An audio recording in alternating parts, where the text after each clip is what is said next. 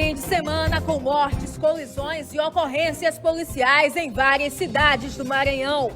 Funcionário fica ferido após um acidente durante uma operação no Porto do Itaqui, em São Luís. No feriado estadual, você vai entender o significado do dia em que o Maranhão passou a fazer parte da independência do Brasil. E na política, os destaques da convenção do MDB, que reuniu lideranças e definiu os próximos passos do partido. É lógico que o próximo governador, o Orange, vai fazer os ajustes, é natural. Ele terá toda a liberdade para fazer os ajustes para a melhora. E ainda, você vai acompanhar uma entrevista exclusiva com Adriano Braga, advogado e especialista em direito da saúde. Ele vai esclarecer as principais dúvidas da população sobre os planos de saúde. Cada ambiente da sua casa revela um estilo de viver. Na Renovar, móveis selecionados unem conforto, elegância e praticidade. Visite a Renovar e descubra uma variedade de móveis para deixar a sua casa ainda mais bonita e funcional. Aberta de domingo a sexta e fecha aos sábados. Renovar, tudo para o seu lar. Boa noite. Hoje é segunda-feira, 27 de julho. Eu sou Stephanie Almeida e o Band Cidade está no ar.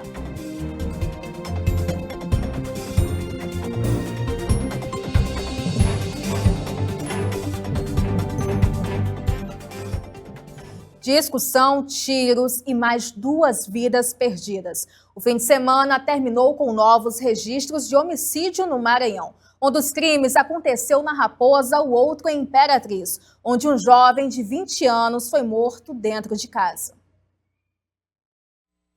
O domingo terminou com mais um registro de violência na região metropolitana de São Luís.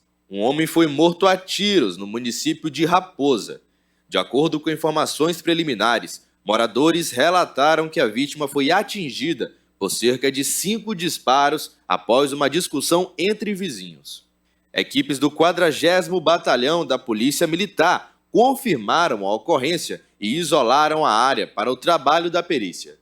O Instituto Médico Legal também foi acionado para realizar a remoção do corpo. Até o momento, a identidade da vítima não foi divulgada oficialmente e as circunstâncias do crime ainda estão sendo investigadas pela Polícia Civil. Já na cidade de Imperatriz, no sul do estado, a vítima foi identificada como Caio Lima Costa, de 20 anos. O homicídio aconteceu por volta de 1h20 da madrugada desta segunda-feira, no bairro Novo Horizonte. Segundo as investigações preliminares, Caio teria discutido com uma pessoa por telefone horas antes do crime.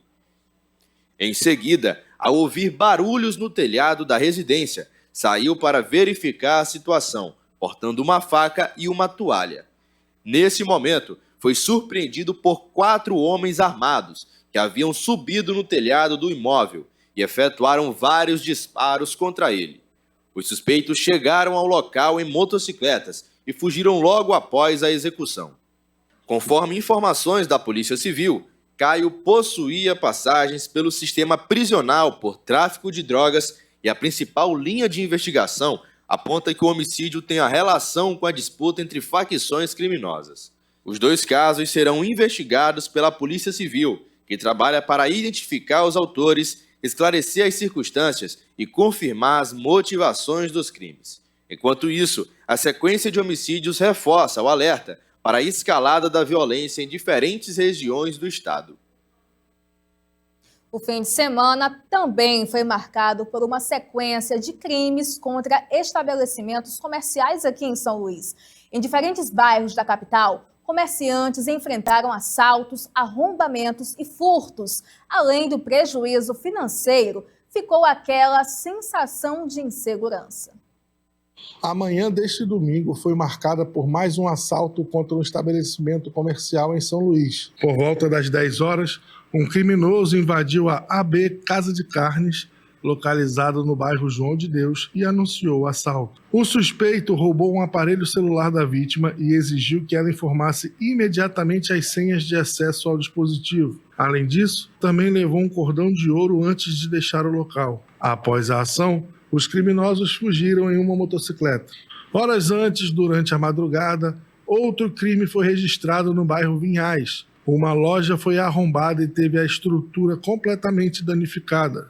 Vídeos gravados por moradores mostram portas destruídas e o interior do estabelecimento revirado, evidenciando a ação dos criminosos.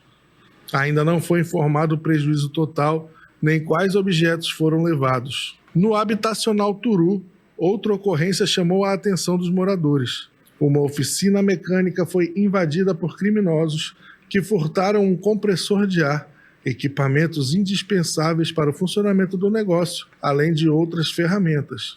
Em vídeo divulgado nas redes sociais, o proprietário fez um desabafo emocionado. Ele afirmou que o compressor era o único disponível para atender os clientes e que não possui condições financeiras de comprar outro neste momento. O comerciante também pediu a ajuda da população para localizar os equipamentos furtados e ofereceu recompensa para quem fornecer informações que levem à recuperação dos objetos, principalmente do compressor. Os 3 casos reforçam a preocupação de comerciantes com a criminalidade e devem ser investigados pela Polícia Civil, que busca identificar os autores e verificar se há relação entre as ocorrências registradas em diferentes regiões da capital. Enquanto isso, empresários cobram mais policiamento e reforço na segurança para evitar novos ataques aos estabelecimentos comerciais. A alta do crime de estelionato reforça como a indústria do golpe avança no Brasil. São 4 por minuto. Pelo WhatsApp, SMS, Pix, falsa central telefônica. Os criminosos agem principalmente em plataformas digitais. Uma ligação que parece ser do banco. Um pedido de dinheiro feito por alguém que diz ser um familiar. Os estelionatos são o principal crime patrimonial do Brasil. Só em 2025 foram registradas 2.200.000 ocorrências, quase 260 golpes por hora, um crescimento de 430% desde 2018. Já caiu em golpe? Já caí, minha esposa também caiu em golpe de cartão. Uma vez uma pessoa ligou falando que meus dados, eu tinha conta, e aí meu filho começou a gritar, para com isso, para que isso é golpe. Mais de 80% dos brasileiros têm medo de sofrer um golpe pela internet ou pelo celular. A gente tem que prestar atenção em tudo, né? De celular, de e-mail, de tudo. Na maioria das vezes, os criminosos conseguem nossas informações em sites não seguros. Aí criam situações de urgência e tentam convencer a pessoa a agir rapidamente. A Maria Zeneide recebeu uma mensagem de alguém que dizia ser o filho. O criminoso afirmou que tinha trocado de número e precisava de dinheiro para pagar uma conta. Só depois ela descobriu que tinha sido enganada e o prejuízo foi de R$ 2.500. Como é que você se sentiu? Aí eu me senti muito nervosa, fiquei paralisada na hora. Em seguida veio uma mensagem do banco assim, cuidado que você pode ser um golpe. Mas eu não dei ouvido a isso. O golpe do WhatsApp é um dos mais comuns no Brasil, mas os bandidos também clonam cartões de crédito, fingem ser funcionários de banco, pedem transferências Pix e simulam lojas na internet. Para este especialista em dados digitais, o combate aos estelionatos passa pelas Big Techs, pelos bancos e pelo governo. Quando você consegue ter a cooperação desses segmentos todos, trabalhando no sentido de combater o crime, e tem uma regulamentação, uma legislação que pune adequadamente o criminoso, você tem mais sucesso. Os estelionatos mudam de formato todos os dias, mas a recomendação é sempre a mesma. Desconfie de pedidos estranhos e confirme informações antes de transferir dinheiro. Até porque, enquanto você via esta reportagem, aconteceram quase 10 golpes no Brasil. É aquilo, desconfie do mínimo, fique sempre atento a esses canais. E mais um caso que chamou a atenção neste fim de semana. Um policial militar foi preso sob suspeita de atirar contra participantes de uma festa no município de Pastos Bons. 4 pessoas ficaram feridas e o caso passa a ser investigado pela polícia. O Derek Diego tem as informações do caso. Pois é, esse policial militar lotado no Comando Tático Aéreo, CTA, ele foi preso neste domingo lá no município de Imperatriz. Ele é suspeito de atirar contra 4 pessoas durante a realização de um evento que acontecia no município de Pastos Bons. De acordo com a Polícia Civil do Maranhão, os disparos aconteceram na madrugada de sábado, após uma confusão registrada no local da festa. As investigações apontam que durante o desentendimento, o policial teria sacado uma arma de fogo e efetuado diversos disparos em meio ao público, atingindo 4 pessoas. Para esclarecer o caso, a Polícia Civil reuniu depoimentos de testemunhas, laudos e documentos médicos das vítimas, além de imagens da câmera de segurança que registraram parte da ocorrência. Com base nos elementos colhidos durante a investigação, o militar foi localizado e preso na cidade de Imperatriz. Ele foi encaminhado ao sistema prisional, onde permanece à disposição da Justiça. A Polícia Civil informou que as investigações continuam para esclarecer toda a dinâmica da ocorrência e também a motivação dos disparos e as circunstâncias que aconteceram aí, que, aliás, se antecederam à confusão. Também serão analisadas as imagens e ouvidas também testemunhas para complementar todo esse inquérito policial. É importante lembrar que a apuração serve para esclarecer o que de fato aconteceu. Quando um agente de segurança passa a ser investigado, a resposta das instituições é fundamental para garantir a confiança da população. Um acidente de trabalho acendeu o alerta no Porto do Itaqui, aqui em São Luís. Um trabalhador ficou gravemente ferido durante uma operação no terminal e precisou ser socorrido às pressas. As causas da ocorrência ainda estão sendo apuradas. Quem traz os detalhes é o nosso repórter Armando Berlier. É isso mesmo. O acidente aconteceu durante uma operação do Berço 102 no Porto do Itaqui.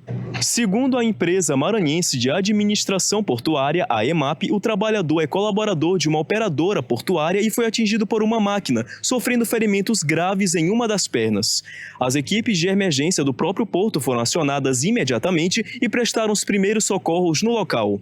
Além da ambulância, também participaram do atendimento as equipes de saúde e segurança do trabalho, resposta à emergência e segurança portuária. Em seguida, a vítima foi encaminhada para um hospital particular de São Luís, onde permanece consciente e passa por procedimento cirúrgico. Até o momento, não foram divulgados a identidade do trabalhador nem detalhes sobre o estado de saúde após a cirurgia. A EMAP informou que as circunstâncias do acidente ainda estão sendo apuradas e que, neste momento, não é possível afirmar o que provocou a ocorrência. A empresa também afirma que continua prestando toda a assistência e acompanhando a evolução do quadro clínico. A gente vai seguir acompanhando esse caso e todas as atualizações a gente vai trazer aqui na nossa programação. De volta aos estúdios.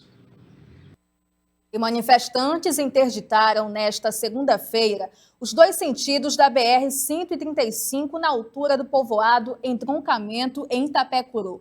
O protesto começou por volta das 11h30 da manhã, como você está acompanhando nas imagens, após um acidente envolvendo um ônibus e uma motocicleta. Populares atearam fogo em objetos e bloquearam a rodovia, impedindo a passagem de veículos. Segundo a Polícia Rodoviária Federal, equipes foram enviadas ao local e até o momento não havia previsão para a liberação da via.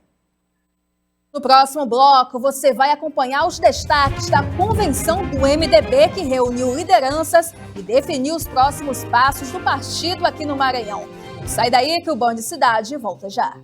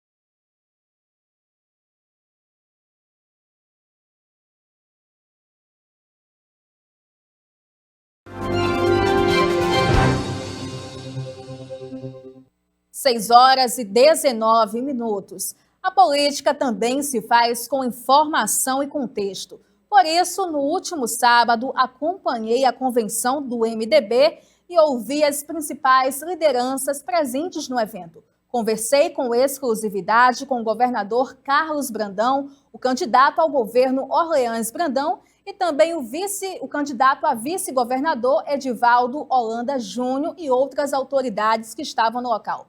Agora você vai ver os principais destaques dessa cobertura.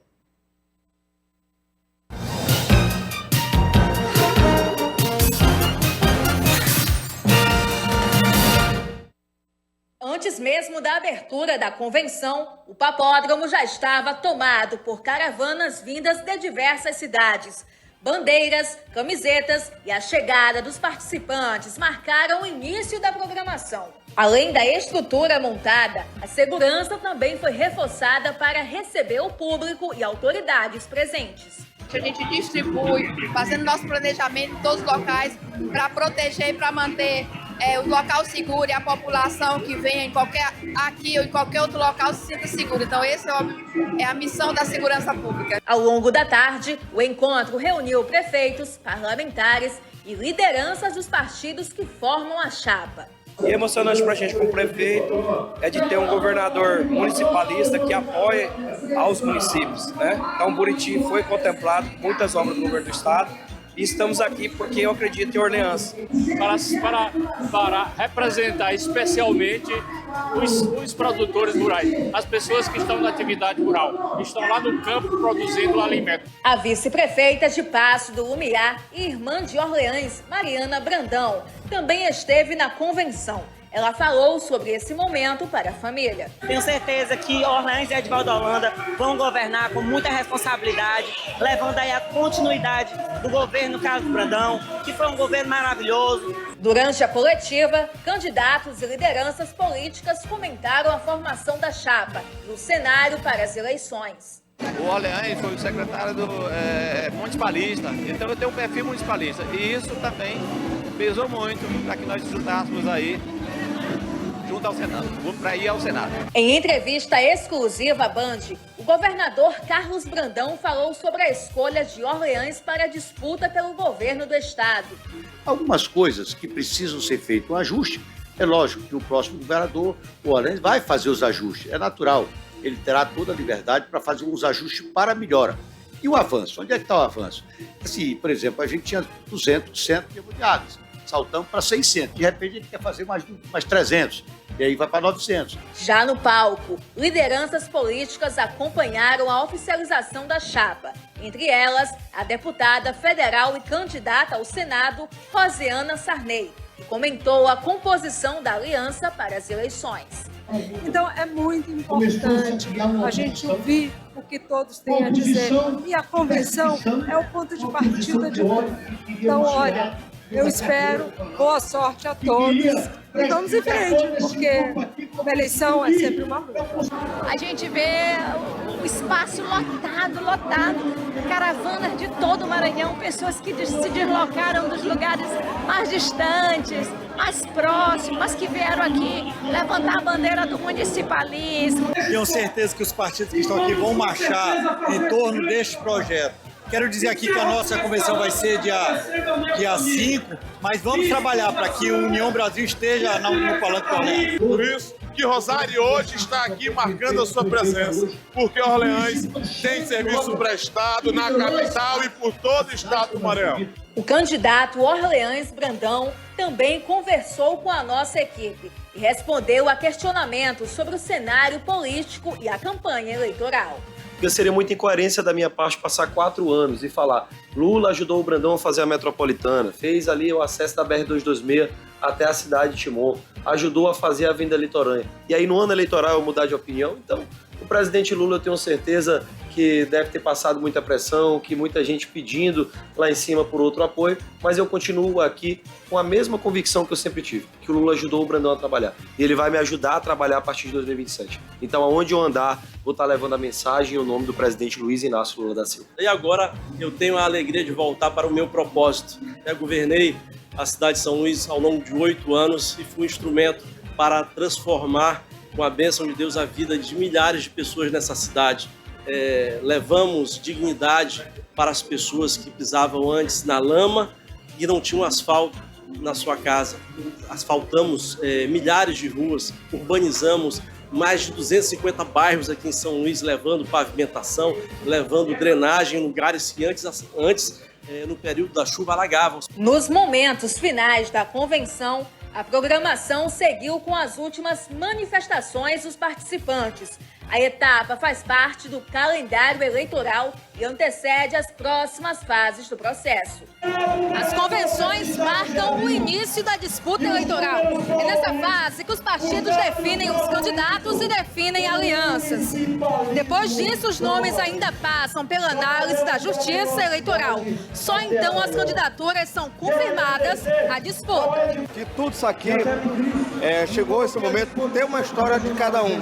Cada candidato a deputado federal, cada candidato a deputado estadual, cada liderança política que está aqui hoje, representando o Maranhão, demonstra que esse governo é um governo aberto principalmente ao diálogo. Estou orgulhoso, de ver o Orleans capacitado, conhece o Estado, teve a oportunidade. Eu chamo até o seguinte, às vezes a pessoa se forma em medicina e tem que ter a residência. Então ele fez uma residência com as pessoas mais preparadas desse Estado. Com a etapa das convenções concluída, o processo eleitoral segue o calendário previsto em lei. A partir de agora, o eleitor poderá acompanhar as propostas, os debates e as demais etapas da campanha. E a cobertura continua ao longo dos próximos dias. Vamos acompanhar as convenções dos demais partidos, ouvir candidatos, lideranças e especialistas, sempre com o mesmo compromisso: levar ao telespectador informação e contexto, prestação de serviço, para cada eleitor possa formar sua própria opinião.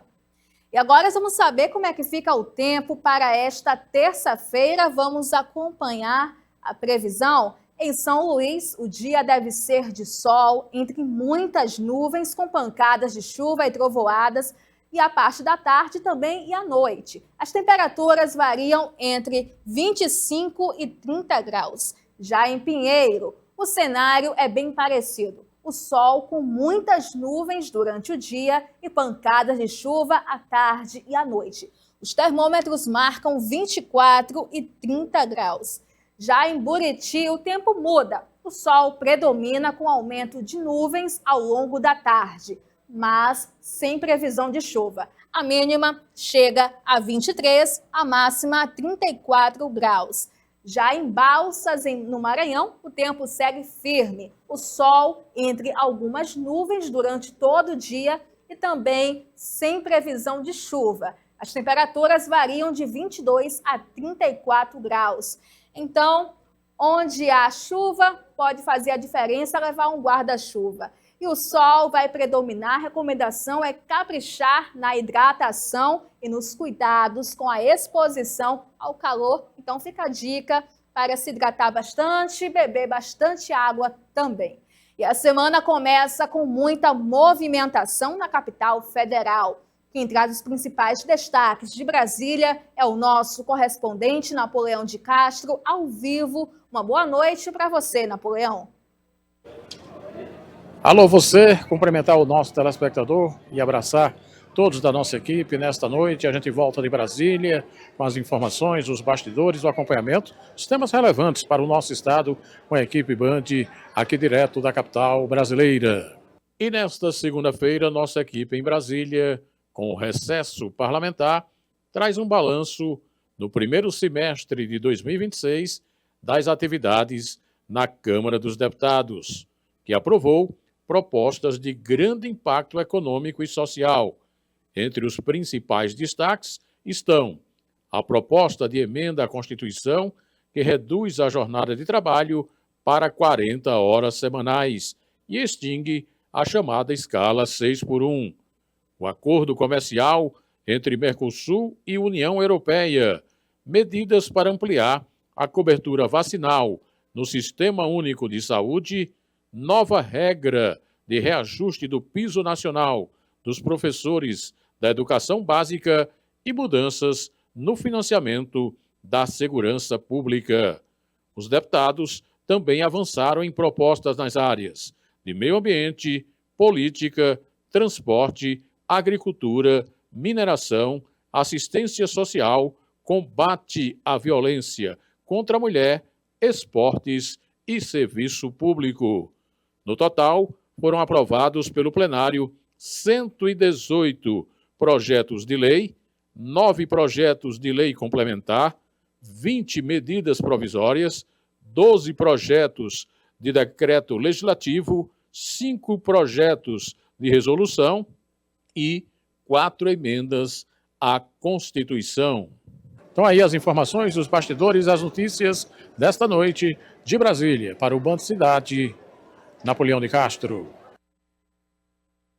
Obrigada, Napoleão, por essas informações. Ele segue ao decorrer da semana, inclusive, Napoleão, tá devendo uma visita aqui pra gente, hein? Aqui em São Luís, quem sabe, em breve.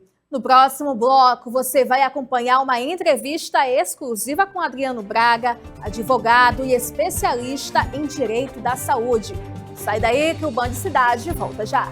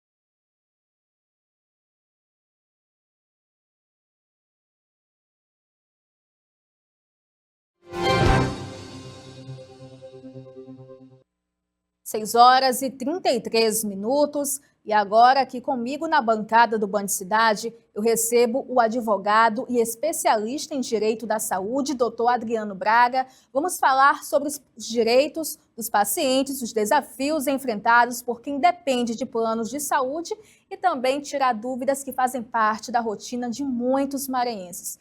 Doutor, muito boa noite, seja bem-vindo ao Band Cidade.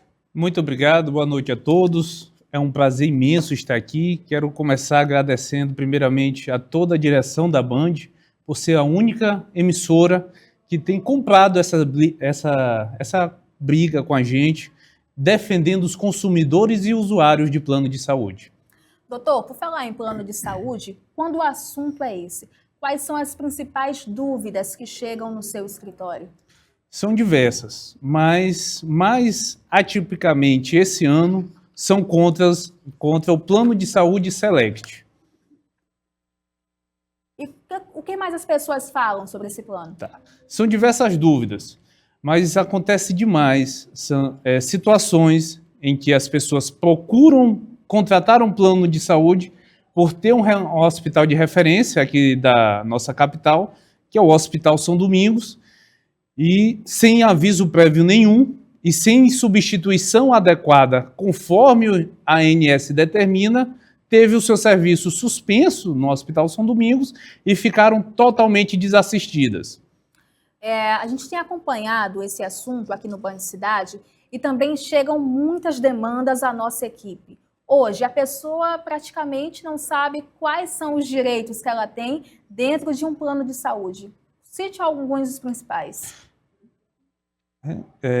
Em relação ao Hospital São Domingos, a pessoa está fazendo um tratamento oncológico, um tratamento de hiperbárica, que é aquele tratamento pós-operatório, e precisa ser especificamente no Hospital São Domingos. Por quê? Porque é o único hospital particular da capital que tem esse tipo de tratamento. E o que acontece? Ela procura o hospital, e quando chega lá ela é surpreendida, às vezes até com cartaz bem na porta, dizendo que não está atendendo ao plano de saúde Select por motivos diversos. Quando um plano nega um exame, uma cirurgia ou um medicamento, o consumidor ele deve aceitar essa decisão ou existem direitos que muita gente não conhece? Existem direitos que muita gente não conhece. Essas negativas, muitas das vezes, são abusivas e podem ser revistas na justiça. Eu oriento as pessoas a até não procurarem alguns órgãos conciliadores, como o PROCON. Por quê? Porque os planos de saúde eles tendem a não fazer propostas de acordo. Então, acaba que a pessoa perde tempo. Por conta de não saber quais são os direitos também. Isso. E muitas pessoas pagam o plano há anos e só descobrem as regras quando precisa usá-lo. Isso é mais comum do que parece? É muito mais comum do que parece, porque para o plano, quanto o cliente perfeito, o usuário perfeito é aquele usuário que paga o plano e não usa, só usa 1, 2 vezes, 3 vezes ao ano numa urgência e uma emergência. E se uma consulta demora além do razoável, o que o paciente deve fazer? Ele deve anotar o número dos protocolos. Se ele optar por pagar de forma particular, tem como ele pedir o reembolso, tanto administrativamente, e se for negado, pode ser pedido judicialmente. E caso ele utilize o serviço público, que às vezes é um atendimento que a pessoa precisa de imediato. É uma consulta que a pessoa precisa ter a continuidade de um medicamento. Não tem como esperar. Não tem como esperar. Então a pessoa ou procura o serviço público ou procura... E também tem a situação, se o plano cancelar o contrato, mesmo com as mensalidades em dia, tem essa opção? O plano cancelar, mesmo a pessoa pagando tudo em dia? O plano não pode fazer isso de maneira unilateral. Se ele fizer, isso é abusivo. Ele pode rever isso na justiça, bem como pedir os danos morais. E chega esses casos até o senhor? Chega sim. Infelizmente acontece. Qual foi o caso mais recente? Olha, nós tivemos, graças a Deus, junto com a equipe do escritório, tivemos uma liminar deferida contra o plano de saúde Select. E o que acontece?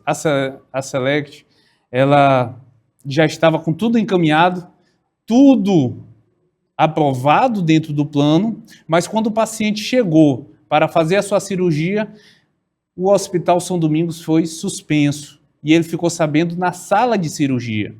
Então tivemos que entrar com a liminar, o juiz mandou operar com 3 horas para o plano cumprir a liminar. E graças a Deus o paciente operou. E muita gente que está agora nos acompanhando tem medo de entrar na justiça para falar sobre esse caso e depois sofrer algum tipo de retaliação. Isso aí é uma... Como é que eu posso falar? Isso é uma inverdade. No mundo jurídico, você não pode ser... você não pode... Ter esse receio. Ter esse receio de procurar a justiça e ter medo de retaliação em virtude de você estar procurando o seu direito. O plano de saúde, ele não está lhe fazendo favor. Você está pagando para poder usá-lo. Ele está lhe prestando um serviço. A partir do momento que esse serviço é mal prestado ou não é prestado de forma nenhuma, você tem seu direito resguardado. E em que momento o caso deixa de ser apenas uma reclamação e passa a exigir essa ação judicial? A partir da negativa indevida. Tá? Nós temos vários procedimentos que são, tanto com, agora principalmente, várias clínicas que cuidam de crianças com TEA, TDAH, que tem suporte 1, 2 e 3, e elas estão sofrendo bastante, porque as clínicas foram suspensas, os usuários entram em contato com o plano não dá uma segunda opção, manda uma lista de números, a pessoa entra em contato com esses números, quando atendem dizem que o serviço está suspenso. E a primeira pergunta que essa clínica que atende faz, qual o plano? É Select? Se for Select, está suspenso. Já para tirar as esperanças da pessoa. E se o senhor pudesse dar um conselho à pessoa que tem um plano de saúde hoje, qual seria? Antes do senhor responder, eu vou pedir que a equipe prepare algumas perguntas que as pessoas que estão nos assistindo têm dúvida. O senhor pode falar qual conselho o senhor daria a essa pessoa? Preste bastante atenção nos valores que estão sendo cobrados. Se aqueles valores condizem com o mercado, tá certo? Se for um valor muito abaixo, com a promessa muito acima, desconfie, para que você não tenha problemas futuros. Exatamente. A equipe até colocou aqui no telão, vou pedir para colocar na câmera aberta também. E o João Evangelista, ele disse que ficou internado por 23 dias aguardando a Select autorizar liberar uma cirurgia de urgência de fratura. Só liberou depois que ameaçou acionar a justiça. Esses casos chegam até o senhor também? Chegam sim. E o João Evangelista, SF, ele nos procurou, tá? E o que é que acontece? Ele esperou demais. Uma urgência, emergência, tem que ser aprovado tudo em no máximo 24 horas e olhe lá, tá certo? Porque quando você fala de urgência, emergência, você está falando de um tratamento imediato. Temos outros casos também que a equipe está preparando para colocar aqui para a gente esclarecer as dúvidas, que é da Kátia, a Kátia Rosana.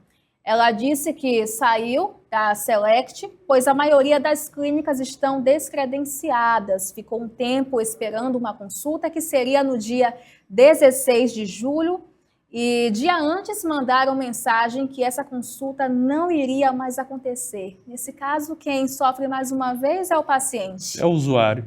E o que mais deixa a pessoa indignada, principalmente o usuário do plano de saúde Select, é que o boleto chega com 20 dias de antecedência e é o boleto com o valor cheio. E qual a providência que a Kátia poderia tomar nesse caso?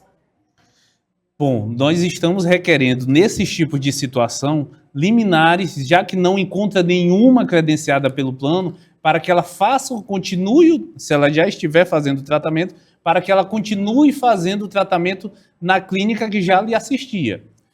E o que o beneficiário não pode fazer é simplesmente deixar de pagar o plano por conta própria, é isso? Olha, eu oriento as pessoas, quando a gente fala de plano de saúde, a gente não está falando de um contrato comum. Estamos falando do bem mais precioso da pessoa, que não é dinheiro, é a saúde dela. E com a saúde, ela busca o que ela quiser. Então, esses contratos são muito específicos. Tanto é que existe a Agência Nacional de Saúde justamente para regular esses contratos. Tá? Doutor, e agora muita gente que está em casa tem dúvidas a serem esclarecidas. Eu queria que o senhor falasse a principal dúvida que as pessoas têm e o que fazer numa situação geral como essa. Uma situação geral como essa, procure um advogado especialista em direito da saúde, que ele vai informar os seus direitos e quais são os próximos passos a serem dados no seu caso em específico. Doutor, muito obrigada por sua participação, por esses esclarecimentos. A gente segue acompanhando o caso. Muito obrigado pela oportunidade e quero deixar aqui uma mensagem que está em Mateus 5,8. Bem-aventurados que têm fome e sede de justiça, porque lhes serão fartos. Boa noite. Como sempre, o Band Cidade reforça que o espaço permanece aberto para manifestação de qualquer empresa ou instituição eventualmente citada durante esta entrevista. Vamos agora para um rápido intervalo, não sai daí que voltamos já.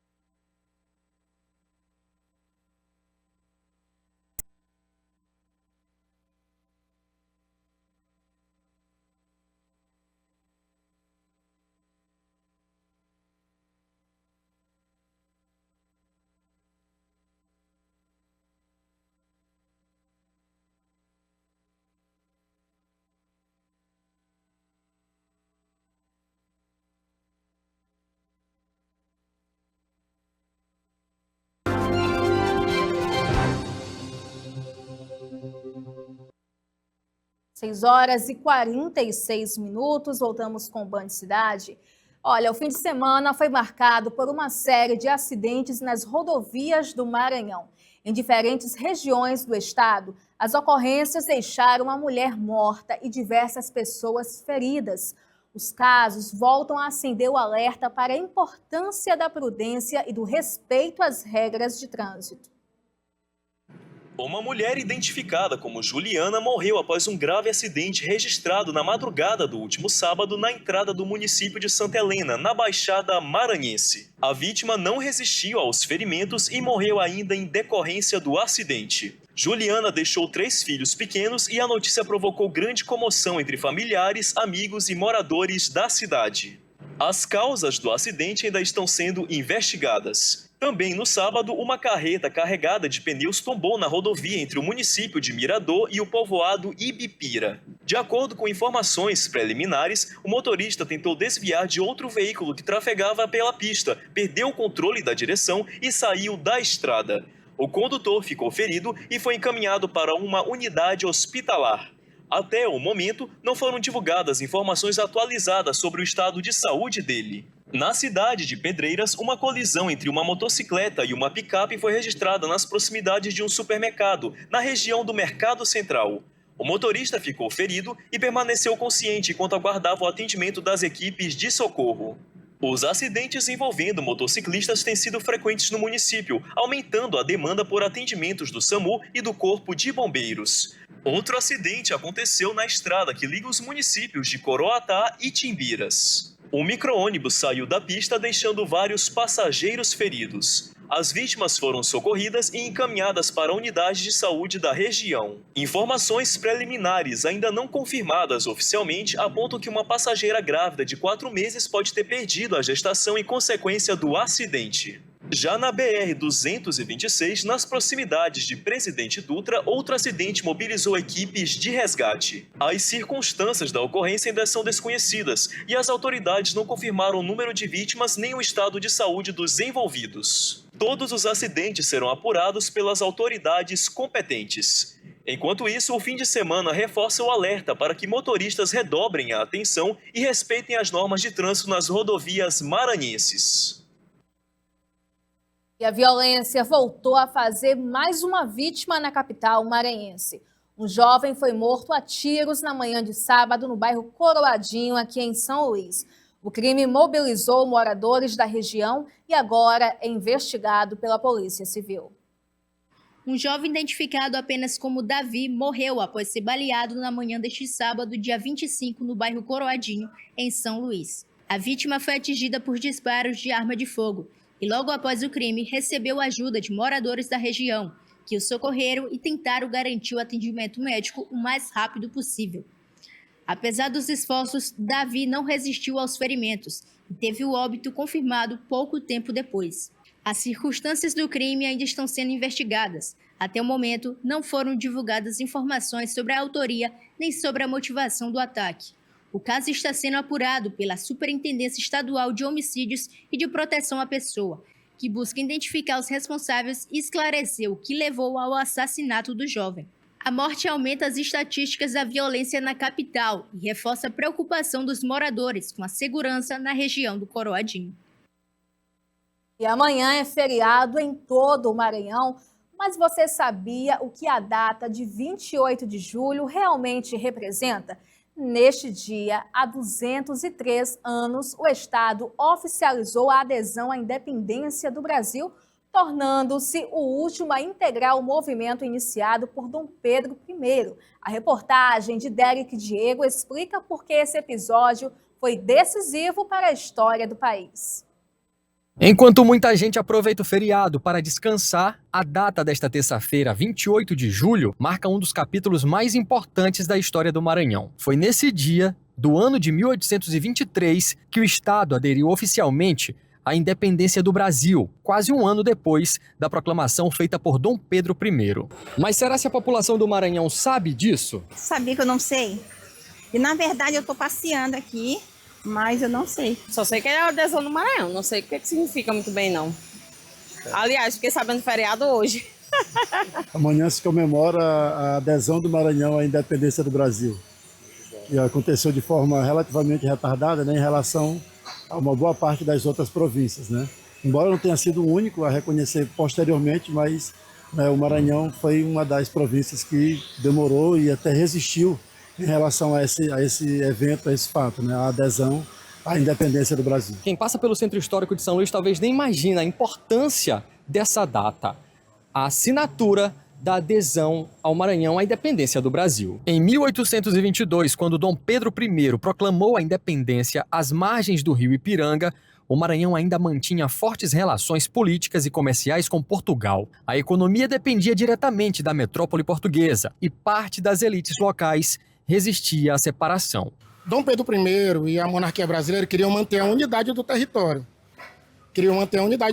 Por quê? Porque na América Espanhola, quando teve o processo de independência, a América Espanhola foi toda desmembrada em vários estados que surgem os países que a gente conhece hoje. Então, Dom Pedro I era interessante para ele manter a unidade territorial do Brasil, né? E o Brasil hoje, como nós sabemos, é um país continental. Dom Pedro I queria um governo forte e centralizador. Não queria perder a parte setentrional do Brasil, né, que é uma parte importante do território.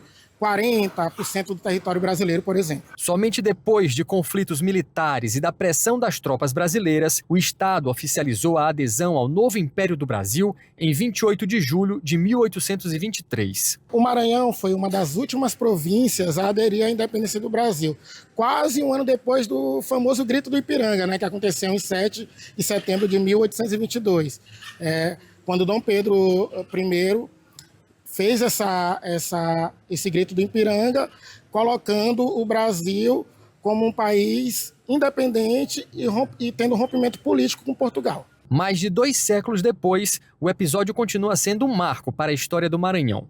Além de representar a integração definitiva do Estado ao Brasil independente, a data reforça a importância de preservar a memória histórica para que as novas gerações compreendam como o Maranhão participou da construção do país. Além do significado histórico, o 28 de julho também valoriza a identidade cultural maranhense, um estado reconhecido pelas manifestações populares, como o Bumba Meu Boi, o tambor de crioula e o cacuriá, que ajudam a contar a história de um povo que construiu sua própria trajetória dentro da formação do Brasil. É importante a gente estudar a história do Maranhão, mas para a maioria da população, esse fato não mudou por questões econômicas e políticas, porque nós tivemos manutenções de algumas estruturas. Por exemplo, a escravidão no Brasil continuou, a escravidão no Maranhão continuou.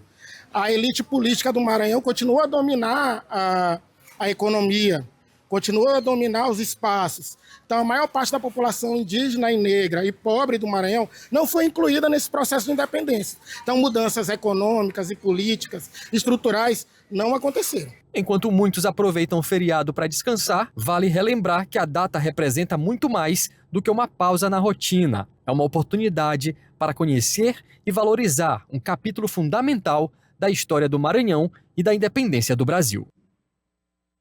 O feriado passa, a história fica. E conhecer essa história é também exercer o nosso papel de cidadão.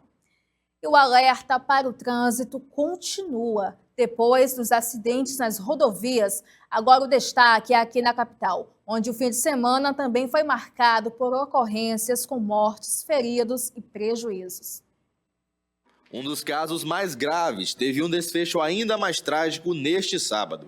Gilza Malheiros, que estava internada no Hospital Municipal de Djalma Marques, o Socorrão 2, morreu em consequência dos ferimentos sofridos no acidente registrado na última sexta-feira, na estrada de Ribamar. Também na capital, uma caminhonete ficou completamente destruída após colidir contra um poste no bairro Coajape.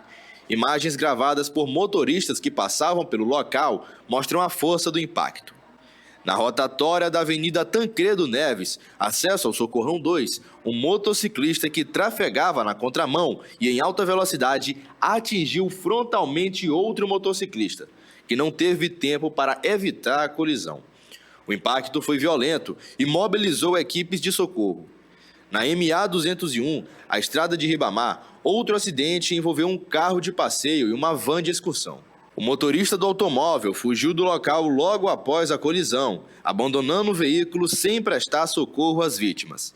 Equipes do SAMU atenderam a ocorrência e o estado de saúde dos envolvidos não foi divulgado. Ainda na manhã de domingo, o motorista morreu após perder o controle do veículo e colidir contra uma árvore no bairro São Raimundo. Outras 2 pessoas que estavam no carro ficaram feridas. O Corpo de Bombeiros foi acionado para retirar a vítima das ferragens, enquanto policiais do 43º Batalhão controlaram o trânsito na região. Avenida dos Holandeses, o engavetamento envolvendo 6 veículos provocou transtornos no trânsito. Segundo relatos de motoristas, um jipe teria parado bruscamente na pista, provocando um efeito dominó entre os veículos que vinham logo atrás. Já na noite de domingo, uma pedestre foi atropelada por uma motocicleta na Avenida Daniel de la Touche, nas proximidades de um shopping. A vítima ficou caída na pista até a chegada do SAMU. Outro acidente foi registrado na Avenida Litorânea, onde um veículo caiu em uma ribanceira.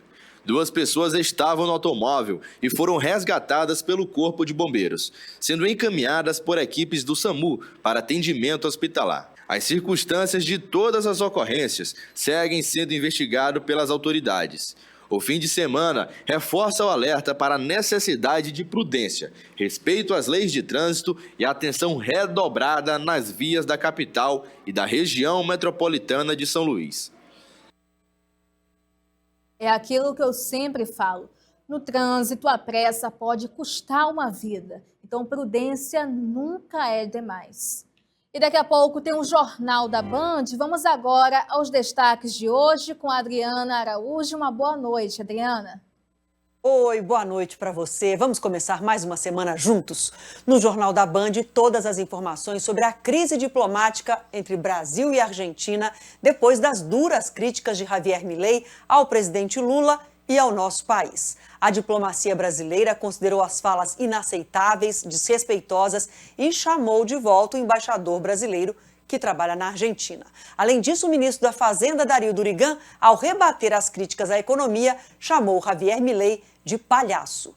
A gente fala também da morte de um corredor na prova de meia maratona em São Paulo no final de semana, a suspeita de falta de equipamento para que o socorro médico fosse feito da melhor forma possível. E ainda na Bahia, a polícia vai investigar se a família do homem que importunou uma jovem numa academia enquanto ela praticava exercícios numa esteira, se a família acobertou esse rapaz na tentativa de fuga. Às 7h20 eu estou te esperando.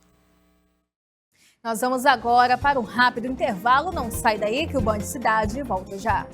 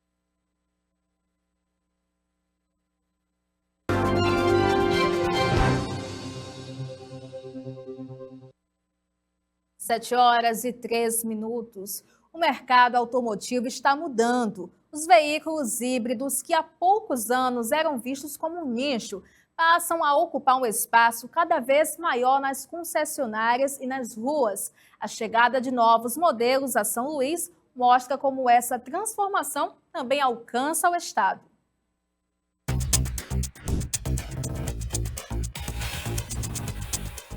O lançamento dos novos Tigo 7 Pro PHEV e Tigo 8 Pro PHEV marca a ampliação da linha de veículos híbridos da marca. Os modelos combinam motor a combustão e motores elétricos, oferecendo mais de 1.200 km de autonomia e a possibilidade de recarga externa da bateria. A diferença é, além do consumo, tecnologia. Hoje a Caoa Chery, ela entra nesse segmento, né, de híbridos, né, era só o que faltava realmente na gama da Caoa Chery, então hoje não falta mais nada. Então hoje a Caoa Chery, ela traz o Tigo 7 PHEV e o Tigo 8 PHEV, que são as versões híbridas da Caoa Chery. O Tigo 8 traz aí alta tecnologia, teto solar, banco que faz massagem, então assim, é uma tecnologia maravilhosa para os clientes, o conforto interno dos carros. E já pensou, Tigo 8, 7 lugares mais barato do Brasil.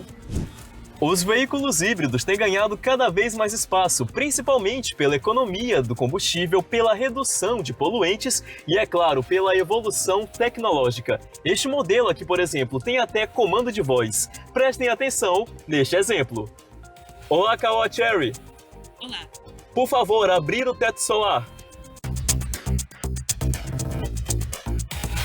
Além da autonomia, os novos SUVs chegam com painéis digitais, sistemas avançados de segurança, recursos de assistência à condução e itens de conforto que antes eram encontrados apenas em veículos de categorias superiores.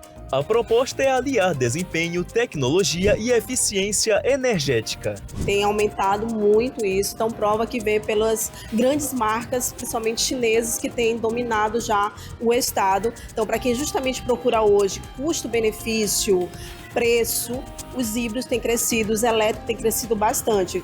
Além de ser um carro extremamente menos poluente, que o meio ambiente agradece, mas principalmente pela questão do valor hoje, quando faz comparação em relacionada a combustível, que está o valor altíssimo. Então, quem procura hoje tecnologia e custo-benefício, hoje os carros híbridos está em primeiro lugar hoje na procura aí dos nossos consumidores maranhenses. O crescimento das vendas acompanha uma tendência observada em todo o país. Com o preço dos combustíveis em alta e a busca por alternativas mais econômicas, os veículos híbridos têm deixado de ser uma novidade para se consolidar como uma opção cada vez mais presente no mercado automotivo. A expectativa do setor é que a chegada de novos modelos e a evolução da tecnologia continuem impulsionando esse mercado nos próximos anos.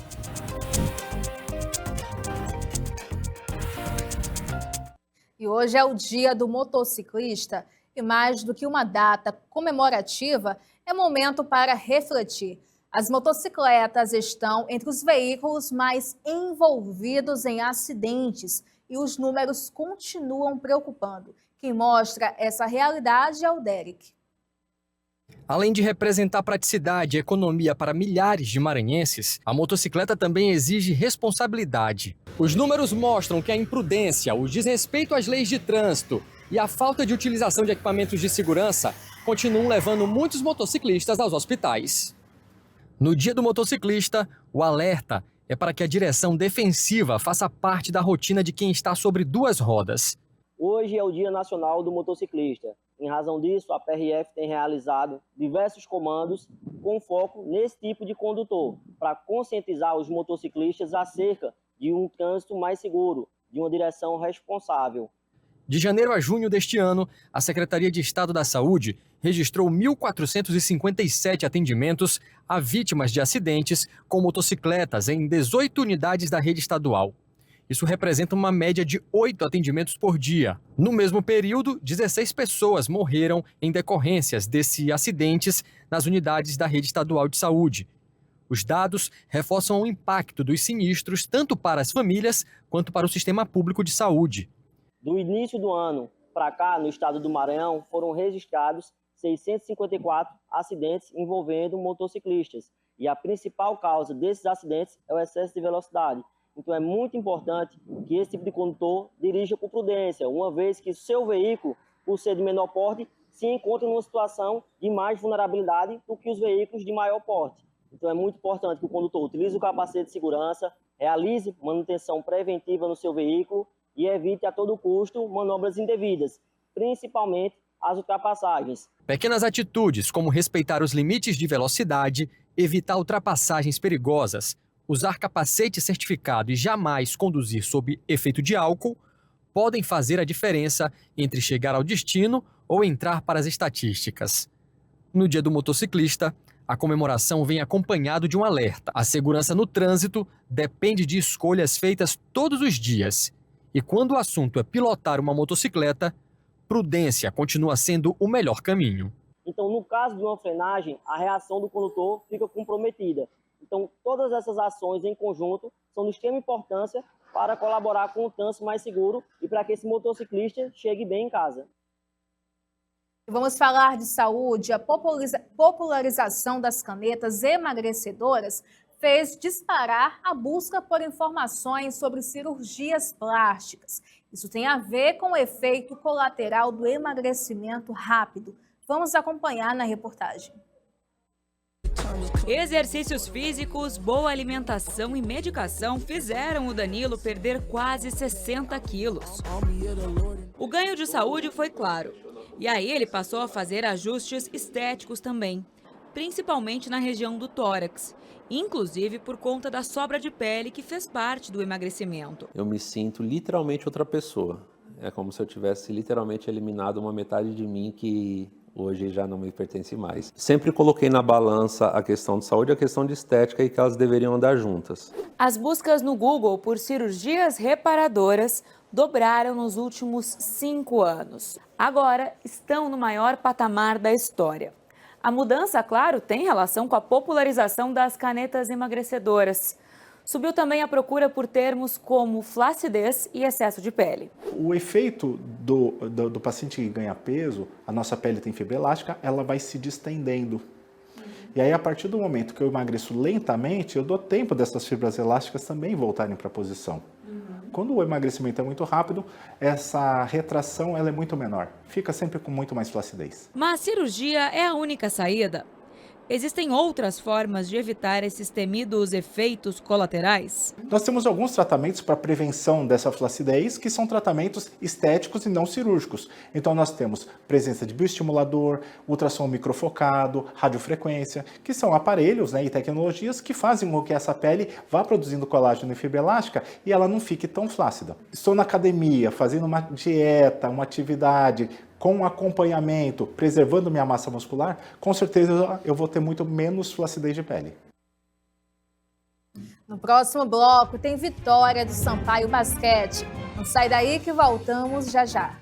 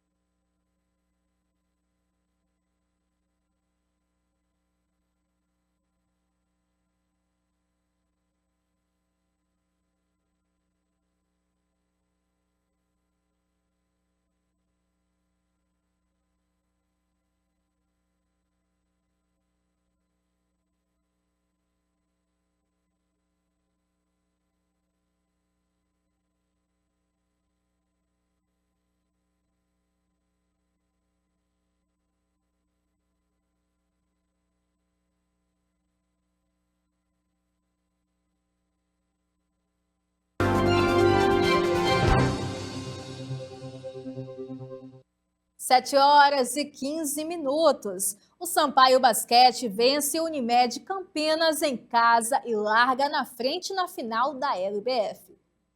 Empurrado pela torcida tricolor, o Sampaio Basquete venceu com autoridade o Unimed Campinas no primeiro jogo da final da LBF. No ginásio Costa Rodrigues, a Bolívia Querida das Quadras fez 65-54 e abriu 1-0 na série melhor de 5 e largou na frente. Dentro de quadra, o Sampaio começou melhor e mostrou que queria aproveitar o fator casa. A Bolívia Querida impôs o seu ritmo desde os primeiros minutos. Uma marcação alta, defesa sufocante e transições rápidas. Controlou as ações da equipe paulista. Do lado do Sampaio, Laís apareceu bem nas bolas de 3. Isa Zagalli dominava os rebotes e o garrafão, enquanto o coletivo fazia a diferença. Já o Campinas até tentou responder com Joyce e Letícia, mas encontrou muitas dificuldades diante da melhor defesa da LBF. No início do segundo período, a equipe paulista só voltou a pontuar depois de mais de 5 minutos de jogo. Aproveitando o bom momento, o tricolor abriu 20 pontos de vantagem e foi para o intervalo com a partida completamente sob controle. Na volta do intervalo, o cenário continuou o mesmo. O Campinas até que voltou mais ligado e ensaiou uma reação nos minutos finais, mas o Sampaio soube administrar a vantagem e garantiu a vitória. Nos individuais, Monique Pereira foi eleita MVP da partida, ou melhor jogadora em quadra. A pivô terminou o confronto como a jogadora mais eficiente em quadra, com 13 pontos, 8 rebotes e 20 de eficiência. A gente veio hoje na missão de ganhar o primeiro, entrar com o pé direito nessa série. Missão cumprida, agora a gente vai continuar trabalhando para continuar ganhando e quem sabe vem aí o título trazer para cá. Agora as duas equipes voltam a se enfrentar nesta segunda-feira, às 9 horas da noite, novamente no ginásio Costa Rodrigues. E o torcedor que quiser empurrar a Bolívia Querida em busca de mais uma vitória pode garantir a entrada, levando 1 quilo de alimento não perecível. O Sampaio Basquete tenta abrir o 2-0 na série e ficar mais perto do tetracampeonato da LBF. E no futebol, o Araioses vence o Lago Verde e é campeão da Série B pelo Maranhense. Vamos acompanhar. O Araioses é o grande campeão da Série B do Maranhense.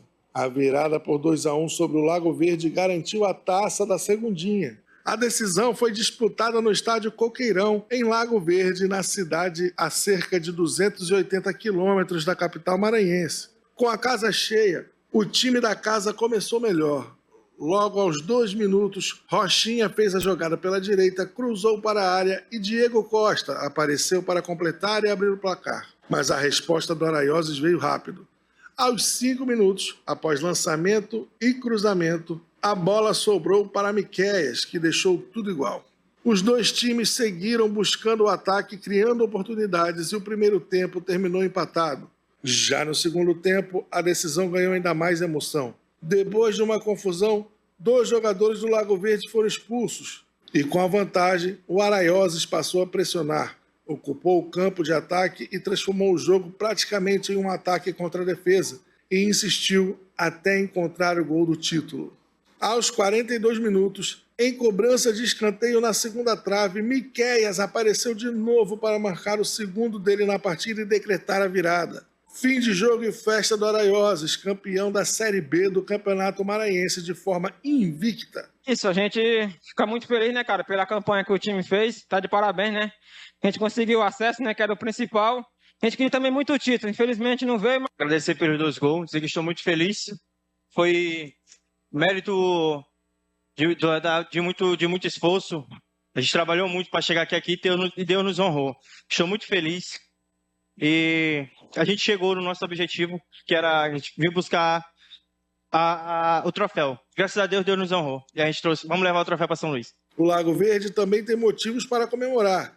Os 2 finalistas conquistaram o acesso e vão disputar a elite do futebol maranhense em 2027.